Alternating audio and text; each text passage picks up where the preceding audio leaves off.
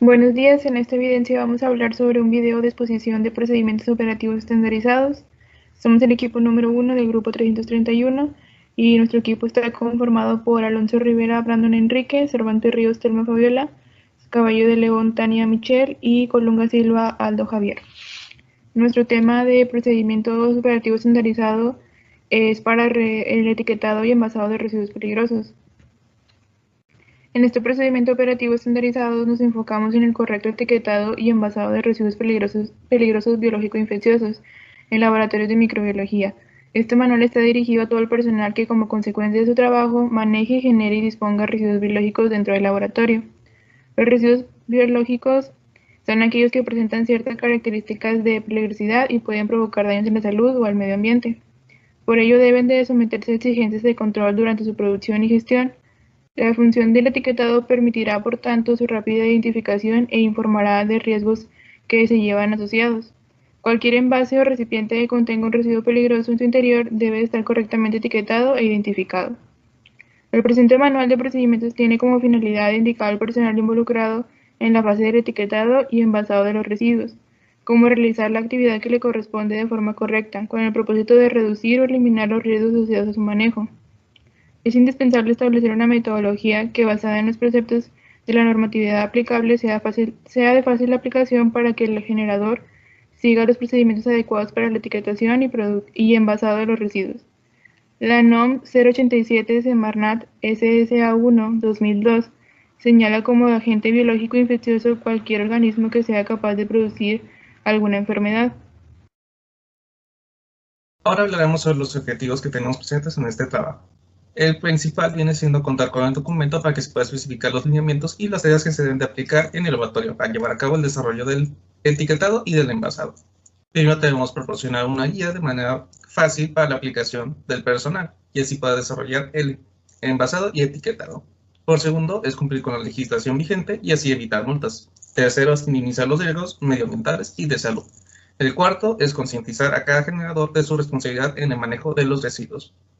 Y por último, es prevenir los accidentes al minimizar los riesgos de mezclar residuos incompatibles. Después tenemos algunas normas, que algunas pueden ser el sistema organizado para la identificación y comunicación de peligros y riesgos por sustancias químicas peligrosas. Segundo, lo que se establece como los requisitos para la separación, envasado, almacenamiento, recolección, transporte, tratamiento y disposición final de los residuos. Tercero, protección ambiental, salud ambiental, residuos peligrosos, biológicos, infecciosos. Y por último, establecer las características para el procedimiento de identificación, clasificación y los listados de residuos peligrosos. Después está la responsabilidad de quien realiza el POE, que es inducir el cumplimiento de los objetivos del programa, proporcionar asesoría y el apoyo al personal y llevar a cabo las actualizaciones si son necesarias. Y por último, se hablará de los materiales que se deben de llevar a cabo para llevar a cabo el POE.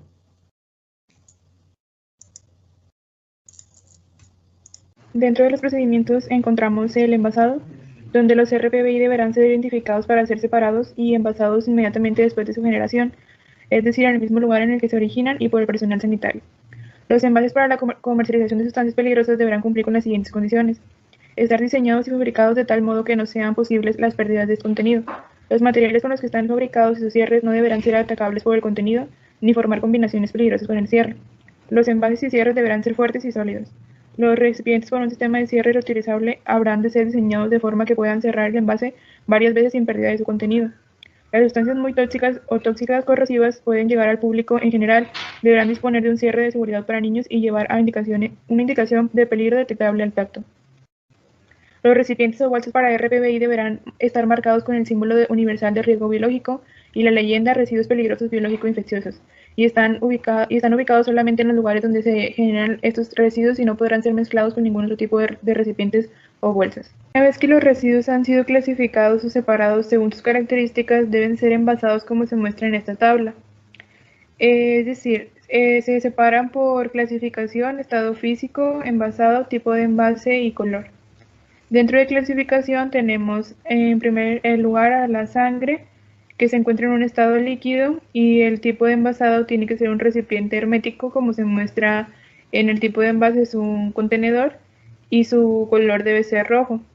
Para los cultivos y cepas de agentes infecciosos se encuentran en estado sólido es decir, un envasado de bolsa de polietileno, igualmente de color rojo.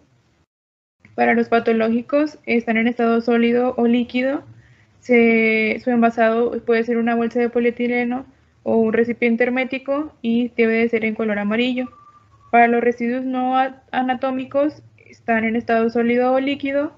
Se utilizan bolsas de polietileno o recipientes herméticos en color rojo.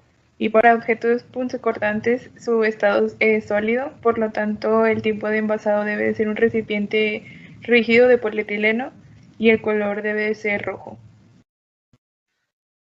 Etiquetado. La identificación de los residuos biológicos se realizará mediante una etiqueta, la cual será adherida a las bolsas y contenedores para su identificación, tratamiento y disposición final. Las etiquetas no deberán reutilizarse y serán proporcionadas por el laboratorio.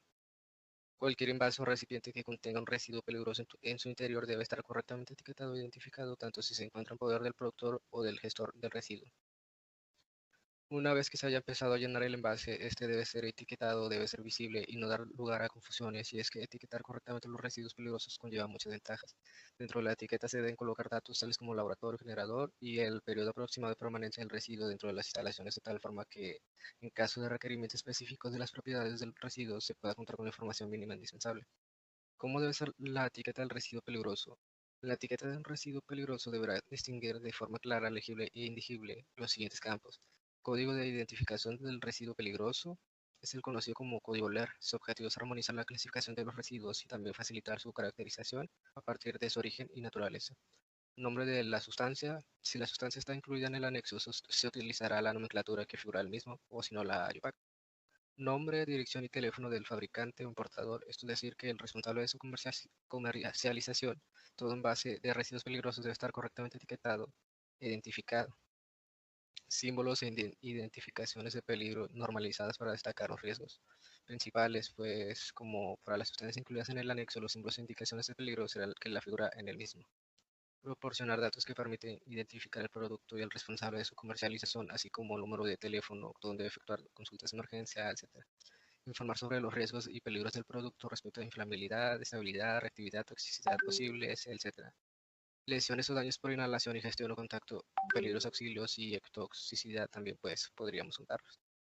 Informar al usuario del producto sobre comportamientos y características del producto, correcta utilización de pues, controles de exposición, medios de protección, a utilizar en el caso del control o fuera de todo eficaz, o en caso de emergencia actuaciones a realizar a campos de accidente, tales como el uso de extintores adecuados contra incendio, el control de neutralización de derrames, etc.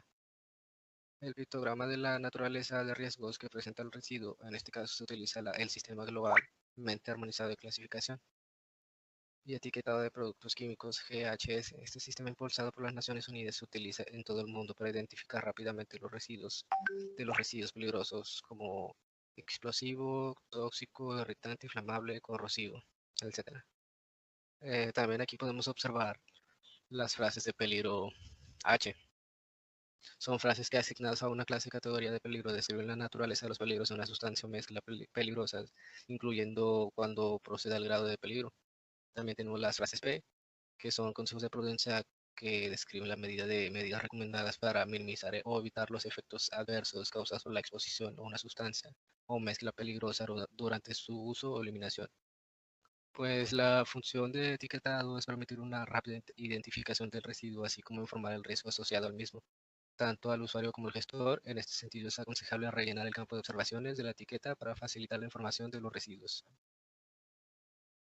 Primeramente hay que colocar el nombre de la sustancia, enviarlo, identificar dirección y teléfono importante, indicar qué tan peligroso es, con colocar símbolos, indicaciones de...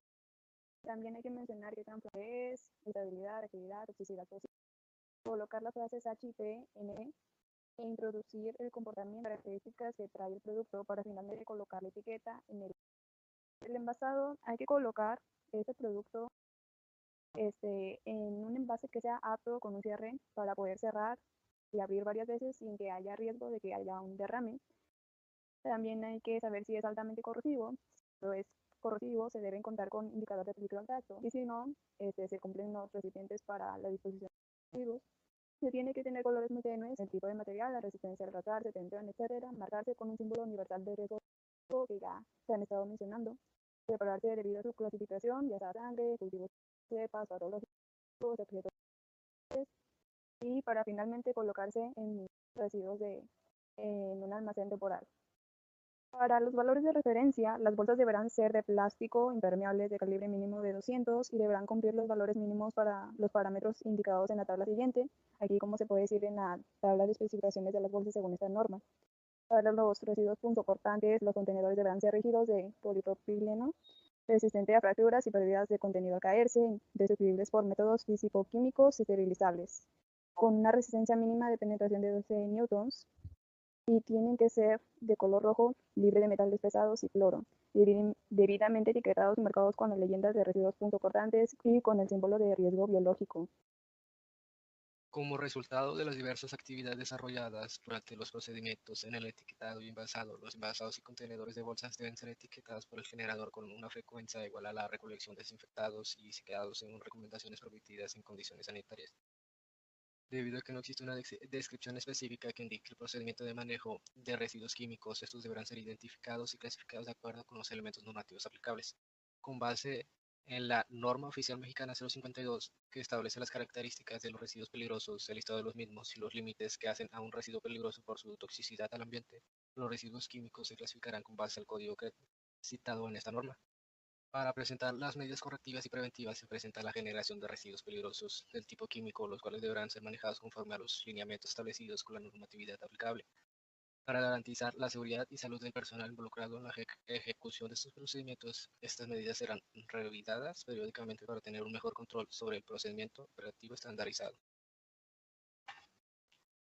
Estas son las personas que autorizaron el PAU, autorizado por Brandon Enrique Alonso Rivera, revisado por Telma Fabiola Cervantes Ríos, Departamento de Servicios Aldo Javier Colunga Silva, y elaborado por Tania Michelle Cabello León. Estas son las literaturas consultadas para este podio. Gracias.